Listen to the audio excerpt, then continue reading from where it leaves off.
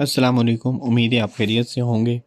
जैसे कि मैंने आप सबसे वादा किया था कि हम जल्द ही लेक्चर स्टार्ट करेंगे, जिसमें आपको मैं तैयारी करवाऊंगा एनटीएस की और स्टेप बाय स्टेप करवाऊंगा। ठीक है, तो उसमें सबसे पहले मैं आपको बताता चलूँ कि इंग्लिश में जो होता है, सबसे पहले एनटीएस में इंग्लिश का पोर्शन होता है। ठीक है, तो हम गलती क्या करते हैं, हम कोई भी एक चीज़ पकड़ लेते हैं, बस उसको छोड़ते ही नहीं है। तो हमें अगर एनटीएस में अच्छे नंबर लेने हैं तो हमें क्या करना है कि जितने भी सब्जेक्ट हैं उनको स्टेप बाय स्टेप हमने पढ़ना है। इंग्लिश को अब हम डिवाइड करेंगे आगे कितने पोर्शन।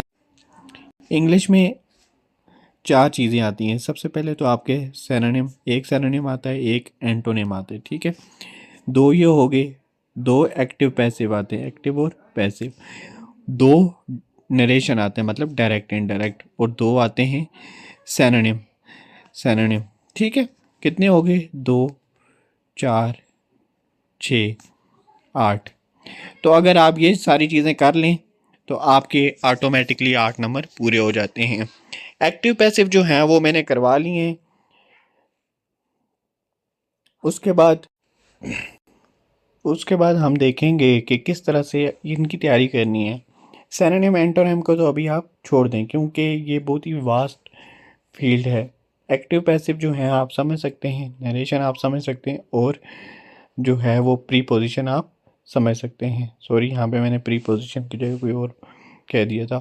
प्री पोजिशन आप समझ सकते हैं। प्री पोजिशन समझने के लिए आपको क्या करना है, मैं आपको कुछ चीज़ें बताऊंगा। प्री पोजिशन के कुछ रूल्स होते हैं, तो वो आप तैयार कर सकते हैं। देखें, बहुत से प्री पोजिशन जो होते हैं वो हमें सेम लग रहे होते हैं, लेकिन वहाँ पे क्या होता है कि वो सेम नहीं होते हैं। जैसे अब मैं स्कूल में हूँ तो मैं ये समझूंगा इन स्कूल होगा या एट स्कूल होगा। तो इसके लिए कोई ना कोई रूल्स याद करना पड़ेगा। अगर आप यहाँ पे पढ़ भी लेंगे कि आई एम इन स्कूल, तो अगर ये बात आ जाए कि आई एम इन मुजफ्फराबाद, तो इन मुजफ्फराबाद ठीक होगा या इन स्कूल होगा, या आपके जहन में कन्फ्यूजन रहेगी। तो अब आपने यहाँ पे पढ़ना है एट और इन में फ़र्क कहाँ होता है। At is use with small places and areas like town and villages. It is also use before a definite point of time, जैसे 8 o'clock, 9 o'clock, एट 9 o'clock। इन कहाँ पे यूज़ होता है? In is use with countries and large places and cities. अभी आपको देखें पता चल गया है। इसके अलावा it is also use before a period of time. Period of time ये होता है कि जैसे 2019, 2024, इस तरह से। आगे आगे देख भी लें आप। I live at Mozang in Lahore. At small place के लिए आया, और इन जो है वो बड़ी सिटी के लिए आया। My friend is in the USA, बड़ी सिटी के लिए, मतलब कंट्री के लिए आया। The final battle was but fought at Panipat. Panipat एक छोटी सी जगह का नाम है। ठीक है, by and with. By is use to express the agent order of the an action, मतलब किसी के थ्रू जो काम होता है बाई एन एजेंट। एक्सप्रेस, जैसे मैं कोई काम करता हूँ तो बाई मी आएगा। ठीक है, ये आगे एग्जांपल भी होगा। With refers to the instrument with which action is done, जैसे मैंने छुरी से काट दिया तो with knife. A terrorist with a gun killed him, ये क्या आएगा? इसके आगे देखें, the politician was attacked by the mob with stone, मतलब पत्थरों से। ये अब आपको समझ आ गई होगी बाई किसके साथ यूज़ होता है और विद किसके साथ यूज़ होता है। Between and among. Between is use with reference of 2 person. जब दो लोग होंगे तो उनके दरमियान में बिटवीन यूज़ होगा। जब दो से ज़्यादा लोग होंगे तो अमंग यूज़ होगा। ठीक है, अच्छा। The father divided his time between his 2 son. Between 2 son, दो लोग हैं तो ज़्यादा में होगा तो among. In and into, ये भी बहुत कॉमन सी चीज़ है। In is use in speaking of thing at rest. In किस में होगा? जब चीज़ें रेस्ट में होंगी। जब इन टू होगा तो वो किस में होंगी? Speaking of thing in motion. इतनी आसान सी चीज़ है। इसकी एग्जांपल यहाँ पे लिखी हुई है, आप पढ़ सकते हैं। इसके बाद अगर हम आगे जाएं, अपान इज यूज। अपान और दूसरा कौन सा? आन है शायद, एक मिनट।